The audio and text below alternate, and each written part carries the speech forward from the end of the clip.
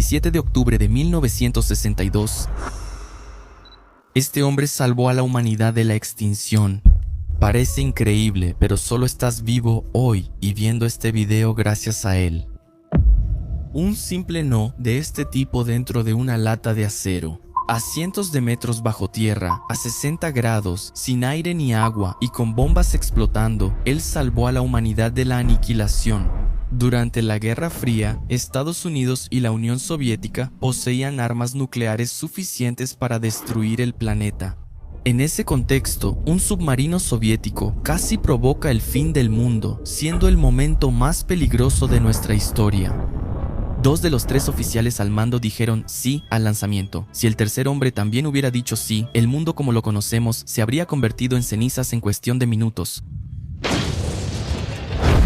Ese tercer hombre, pese a sus superiores y al caos, dijo no. La historia de cómo él evitó el apocalipsis nuclear solo es más increíble que cualquier película de ficción. Pero pocos saben el alto precio que pagó por ese heroísmo. Esta es la historia de cómo un hombre casi destruyó el mundo y otro lo salvó del Armagedón.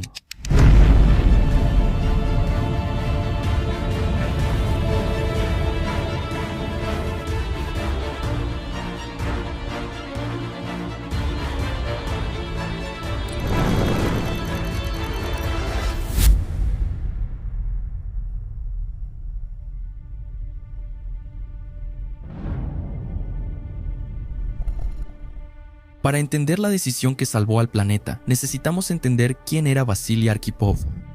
No era el típico militar soviético rudo que gritaba órdenes y golpeaba la mesa. Al contrario, su esposa lo describía como un hombre tímido, modesto y muy educado, que incluso en vacaciones leía periódicos para estar informado. Su amabilidad contrastaba con la brutalidad de la Guerra Fría, aunque Arkhipov tenía cicatrices invisibles. Un año antes, en la crisis de Cuba, él estaba en el submarino K-19. Tras fallar el reactor nuclear, vio morir a sus amigos por radiación. Él percibió el olor de la muerte nuclear y no imaginaba que, algún tiempo después, sería enviado a una misión que llevaría al mundo al borde de la destrucción completa y absoluta. El año era 1962. El mundo era un barril de pólvora y Estados Unidos y la Unión Soviética sostenían el encendedor, la doctrina destrucción mutua asegurada. Si yo disparo, tú disparas y los dos morimos. Habían pasado 3 años desde que Fidel Castro tomó el poder en la Revolución Socialista Cubana en 1959. Entonces, los rusos acababan de ganar un aliado al otro lado del mundo y justo frente a su archirrival. Mientras tanto, Estados Unidos ya había instalado misiles en Italia y Turquía, apuntando directamente a Moscú que, si eran activados, podrían destruir a los soviéticos en 16 minutos, por lo que la Unión Soviética convirtió a Cuba, a solo 150 kilómetros de Estados Unidos, en una fortaleza nuclear. En 1962, los soviéticos ya habían llevado en secreto 42 misiles nucleares a Cuba. La paranoia era total. En suburbios de Estados Unidos, padres construían búnkers y almacenaban comida enlatada en sus patios. En las escuelas, los niños se escondían bajo las mesas al sonar la sirena. El miedo se sentía en el ambiente. En ese contexto, 4 submarinos soviéticos recibieron órdenes ultrasecretas. Los capitanes solo abrían los sobres del destino final en alta mar. El destino: Chuba, la carga. Torpedos con ojivas nucleares con la fuerza de la bomba de Hiroshima. La misión: aumentar el poder militar soviético en Cuba. Por primera vez, los comandantes de campo podían iniciar una guerra nuclear sin consultar a Moscú. La única seguridad era un sistema de 3 llaves. Capitán, oficial político y comandante de la flota debían estar de acuerdo. La misión del submarino B-59, donde estaba Vasily Arkhipov, comenzó mal. Fueron enviados en submarinos diésel diseñados para el Ártico, directo al mar de los Sargazos. Fue una tortura física y psicológica. El aire acondicionado falló y la temperatura en el submarino superó los 60 grados, alcanzando 70 cerca de los motores. Los hombres se desmayaban por el calor y solo recibían un vaso de agua diario. Pero, mientras ellos estaban sumergidos en alta mar, las tensiones en el mundo de arriba llegaron al límite. Todo cambió cuando aviones U-2 estadounidenses trajeron fotos de misiles nucleares soviéticos instalándose en Cuba. La Casa Blanca reaccionó con sorpresa. Hasta entonces solo había sospechas, pero ahora la prueba era clara. La Unión Soviética podía borrar Washington en minutos. El presidente Kennedy fue a la televisión nacional, anunció una cuarentena naval a Cuba, eligió esa palabra con cuidado.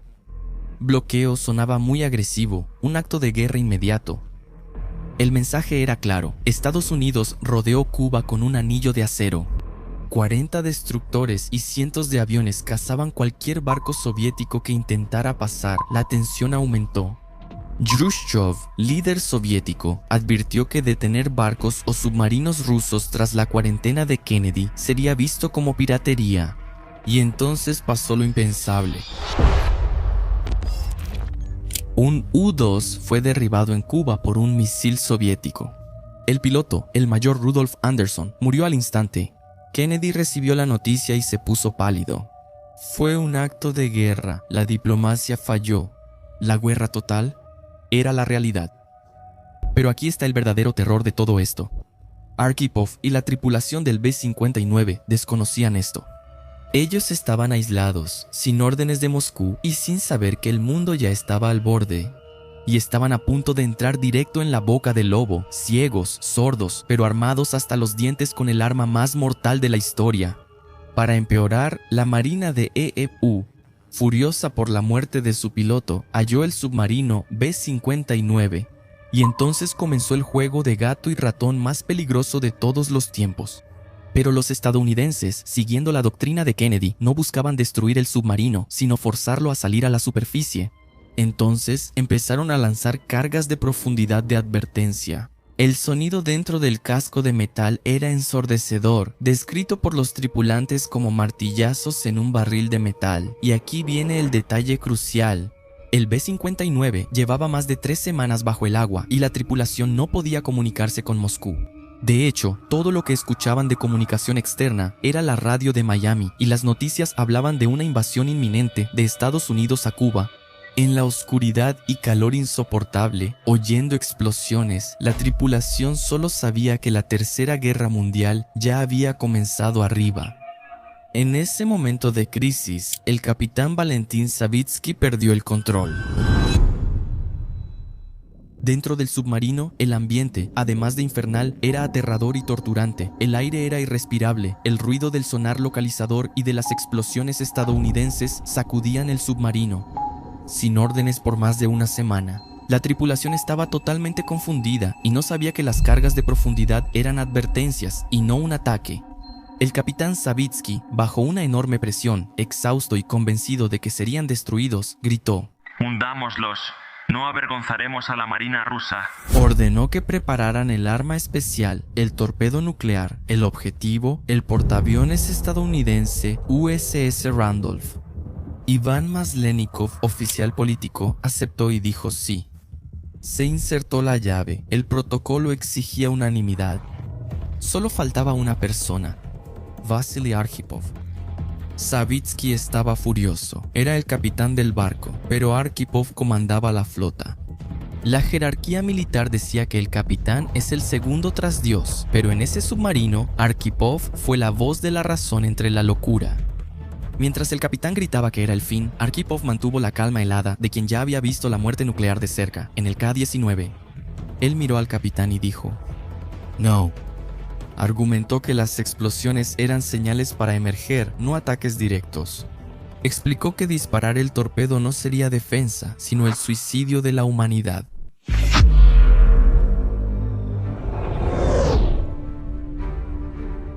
Una discusión acalorada estalló en la sala de mando. De un lado, el pánico y el orgullo herido. Del otro, la lógica y la humanidad. Si Arkhipov hubiera cedido o guardado silencio, habrían lanzado el torpedo y destruido la flota estadounidense. La represalia de Estados Unidos habría destruido la Unión Soviética y la respuesta rusa habría eliminado Europa y América del Norte, pero Arkhipov no cedió. Convenció al capitán de emerger. Cuando el B-59 salió a la superficie, rodeado de reflectores y barcos estadounidenses, No hubo batalla, solo aire fresco nocturno. Regresaron a Rusia. ¿Esperarías que Vasily Arkhipov regresara como héroe con desfiles y medallas después de esto? Pero la realidad fue cruel. Los soviéticos consideraron el regreso de los submarinos vergonzoso. Un almirante les dijo a los tripulantes: hubiera sido mejor si se hubieran hundido con sus barcos. Arkhipov guardó silencio sobre el incidente toda su vida. El mundo no supo lo cerca que estuvimos del final hasta 2240 años después, cuando se abrieron los archivos y hablaron los sobrevivientes. Arkhipov, sin embargo, murió en 1998, víctima de cáncer renal, probablemente causado por la radiación que absorbió en el accidente del K-19. El accidente le dio la sabiduría para no presionar el botón ese día. La historia de Arkhipov nos recuerda que, a veces, el verdadero valor está en no apretar el gatillo. Hoy, al mirar al cielo o abrazar a quien amas, recuerda: esto existe porque en un caluroso día de octubre de 1962, Vasily Arkhipov dijo no. Hola, ¿cómo están? Soy Marcos. Dime en los comentarios si ya conocías esta historia o si fue nueva para ti. No te olvides de salir del video sin dejar un like y suscribirte al canal para no perderte los próximos videos. Encuentra todos los enlaces para seguirnos o apoyar el canal en la descripción. Gracias por ver hasta el final. Un abrazo.